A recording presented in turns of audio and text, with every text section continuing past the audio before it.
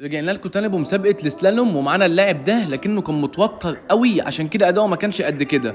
لان يا جدعان انت ليك 30 ثانية بس تعمل فيهم كل اللي عندك. بنتمنى له التوفيق المرة الجاية ان شاء الله. بعد كده معانا اللاعب الصغير العسل ده، عمل شوية حاجات جميلة قوي على الكونزات بالنسبة لسنه، لكنه جه في الاخر وعمل تركاية بسيطة كده وقعته زي ما هتشوفوا دلوقتي. على كل حال بنتمنى له برضه التوفيق المرة الجاية. بعد كده معانا اللاعب شريف عمل شويه لعب جامدين على الكونزات وكان جاي من مسافه بعيده بس ما توفقش في المراكز، فبنتمنى له برضه التوفيق المره الجايه. بعد كده معانا اللاعب حازم، واللاعب ده ركزوا عليه شويه عشان اللاعب ده من التيم بتاعنا، من تيم كفر الشيخ.